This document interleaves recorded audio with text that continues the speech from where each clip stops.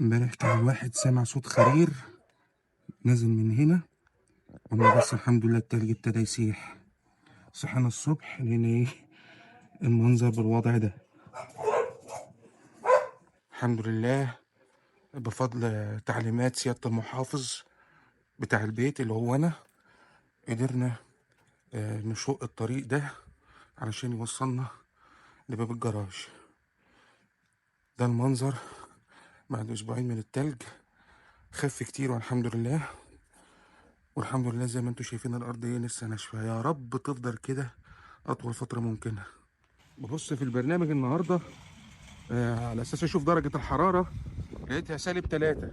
ياه، ده الواحد ممكن ينزل بنص كم كده. نزلت بالجاكيت الخفيف ده، بس برضو ايه، في لسعه برد، في لسعه برد. الشغل استجدعوا معانا ودفعوا لنا اليوم.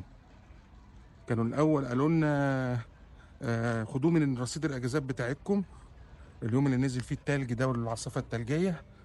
بعديها بيوم كده حنوا علينا، قال لك لا خلاص حرام انتوا تتحملوه، ورجعوا لنا ال8 ساعات اللي احنا خدنا بيهم الاجازه.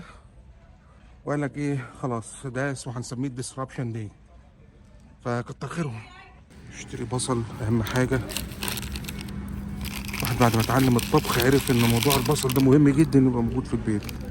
5 باوند يعني بنتكلم في حوالي 2 كيلو ونص، ب4 دولار 29 سنت. طبعا احنا هنا في مكان اسمه بي جي. ده عامل زي كاسكو كده، هو بيحاول يكون زي كاسكو، بيجتهد يعني. بيبيع الحاجة ان بالك، يعني بكميات كبيرة. ما تقدرش تقول جملة، لكن يعني بكميات اكبر من اللي ممكن تلاقيها في والمارت او الدي. وبيحاول يبيعها لك يعني ايه باسعار ارخص، ويدي لك سبب ان انت تيجي هنا يعني. هو ده المكان. طبعا ده لو كاسكو هتلاقي الناس هنا ايه بتخبط كتافها في بعض وعربياتها في بعض من الزحمة. مثلا من ضمن العروض اللي دايما بلاقيها هنا كرتونتين بيض 18 حبة، يعني 36 بيضة. بكام؟ ب6 دولار. يعني ايه ميزة العيش هنا في أمريكا بصراحة، يعني إنه موضوع البيض واللبن ده مش هنقطعوا من البيت. يعني دايما دول تلاقي البنزين دول غاليين في مصر، وحتى في السعودية كمان كانوا غاليين. لكن هنا في أمريكا بصراحة لا، الوضع إيه في البيض واللبن بالذات. يعني 36 بيضة ب6 دولار. وساعات كمان البيض بيبقى سعره أرخص من كده، بس ساعات برضو لو في أمراض أو حاجة زي كده منتشرة ما بين الفراخ بتأثر طبعا على الإنتاجية.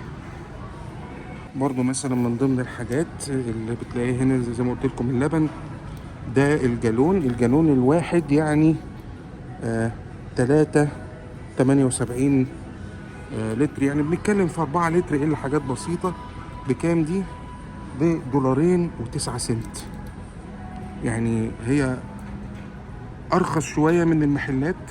المحلات ممكن هتلاقي فيه 20 أو 30 سنت فرق زيادة، لكن هنا أرخص شوية لأنه زي ما قلت لكم هو بيحاول يخلي الأسعار أقل من محلات التجزئة العادية زي وولمارت علشان يجيبك مثلا في مكان زي ده.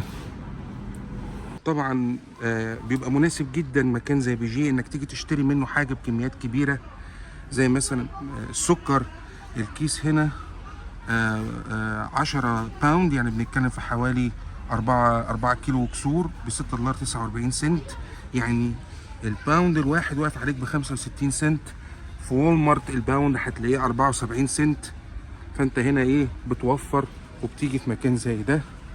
طبعا يعني لو انت ما عندكش عيلة وعايش هنا لوحدك هتكفيك كمية صغيرة من السكر، وساعتها بيبقى مفيش داعي انك تيجي مكان زي بي جي او كاسكو او سامز كلاب. طبعا من الحاجات اللي لازم تعملها انك تطلع التراش قبل يوم التراش داي. التراش داي بتاعنا بكرة ان شاء الله. بيجوا تقريبا الساعة 7 الصبح او 8 الصبح يشيلوه. في المناطق السكنية انت عندك يوم واحد بس تطلع فيه التراش، فهتلاقي زي ما انتوا شايفين كده ايه الناس كلها مطلعة التراش بتاعها. طيب انا بقى لو ما طلعتش وفاتني خلاص كده بقى زي ما بنقول في مصر، ذنبك على جنبك.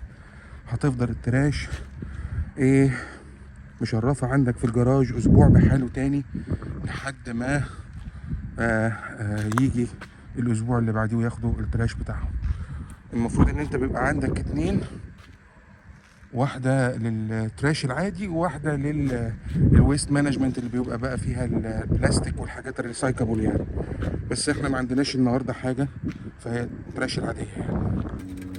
الصوت ده لما بسمعه بيريحني نفسيا. ده معناه ايه؟ معناه ان التلج بيسيح والحمد لله. يلا يلا، نزلي نزلي اكتر. الشمس اهي، في شمس، في شمس. يلا ان شاء الله ده كله يسيح باذن الله.